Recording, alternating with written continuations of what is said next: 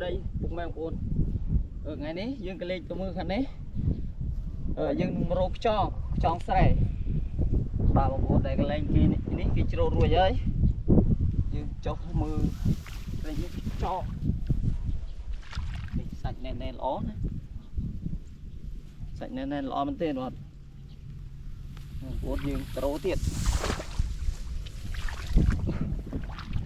tất nhiên trâu khươn năm nay sau miền tây tí mà bốn bảy năm tầm mấy ôi chú trâu bên tên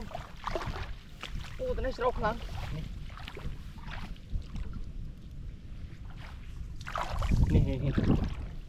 mình đang ta xong xài soi đi soi vào đây soi vào đây anh ấy soi đây đây và tròn số bố bông buồn đi sát phụ tròn có hổ bàn tay viên đét soi về rô mưa na lịch cái trộn mình du mình đi thế phải chỉ pi ngày có 3 ngày môn đấy làm trộn thôi tay miệng một cái độc đây là bốn mới đang lôi ống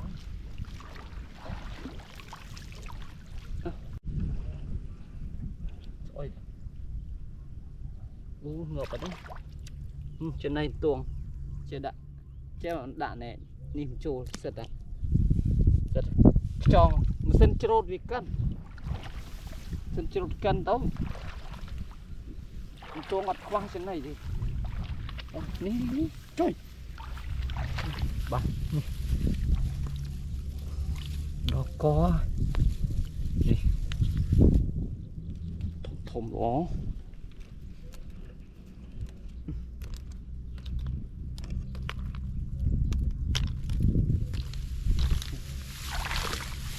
trộn viên nào từ trộn đặt cợt đi rồi đi nụ tiệt một ní sao đó là mồm trộn tế phục mèo của nó từ tao mà xin kiểu trộn anh rồi nè thùng lo này mình thằng côn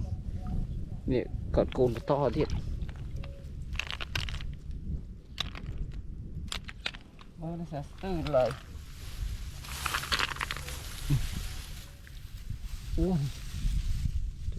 tội vô đi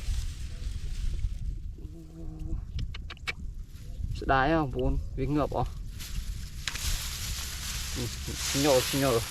một thật phê còn tay cho nó bị trộn cái tông trộn đây trộn cái điều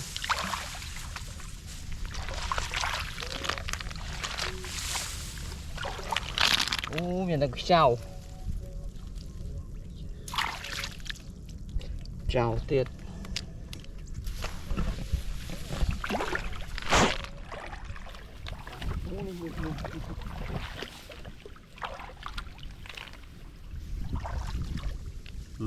bược hòm lỗ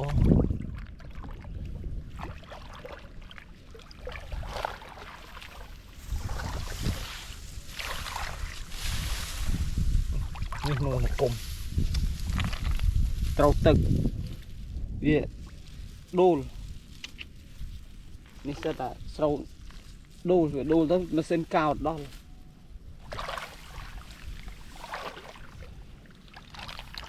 នេះបងប្អូនចានេះតែនេះ5កដប់បាទខ្យងធម្មជាតិដល់កmà tất tiệt đấy trộn bàn này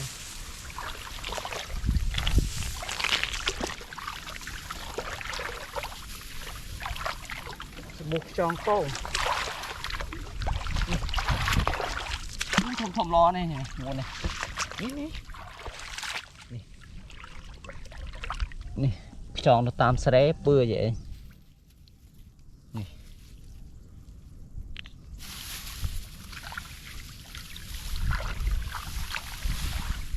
Dạ, vừa đôi chim bơ. Trong con la vào đây. Tôm nó mơ lấy cái rầu, hay cái lấy lô cái thêm. Ủa ní ủa. Đây này. Vừa đôi cho bơ vậy. Nhưng mình thả cái chón. Viên nâu cho môi nâng vật thổ sẽ ấy với bưa đôi vật thổ này. Yêu ní nó bùng bùng vậy. Này sạch nghe nó mới tiện nó.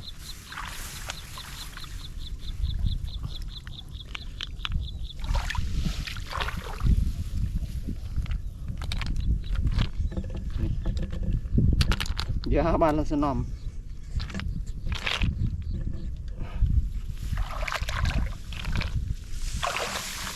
Được cho kìa. Nè. Đó này. Anh ấy nốt. Anh ấy côn cạn, anh ấy khơi bừa chứ hao côn cạn đây bừa chứ.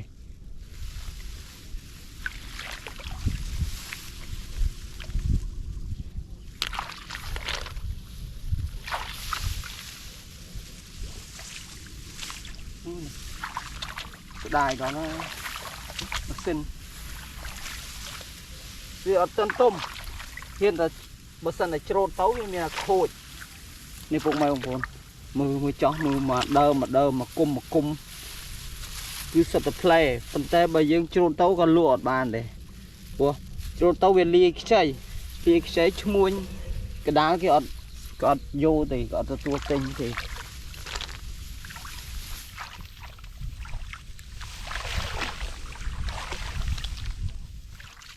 hồ tam kim khư đó mà vốn được cái đá rau dưa rô bán tre cân đấy nhìn nó con này đấy.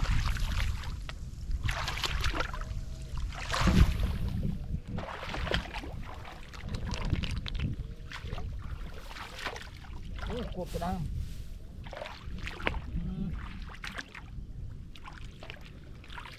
cái chiêng là lôi gì chiêng là lôi hả việc bớt sân chóng có bây giờ ăn sâu rùa chóng về sâu rùa đấy và này sẽ được cái chiêng tại vì trộn về lấy tức là lôi chóng cầm nghi rùa rồi.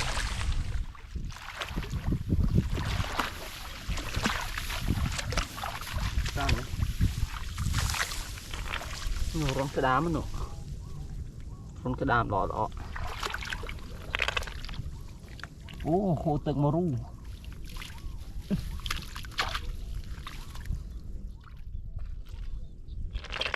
bao nhiêu của bà mò để xả đầy tí uống từ lọ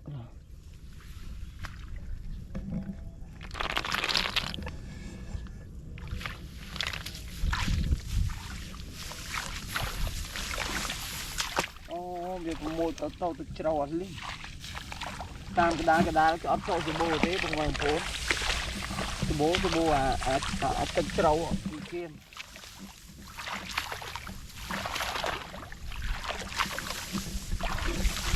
đây xe này cái bố dài mình tên bố dài sẽ đập xe dài cái hào dài đây cái hôm lụa ba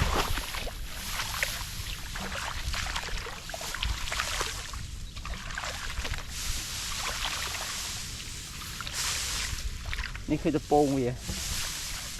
โป่งvậy nàyมองมันđấyงูมองlà đập mùi á không bốn là group lia ta thâm đấy đó sát trên ngày vậy thấy rô bán có cái gần đấy bye bye bông bốn chỉ lia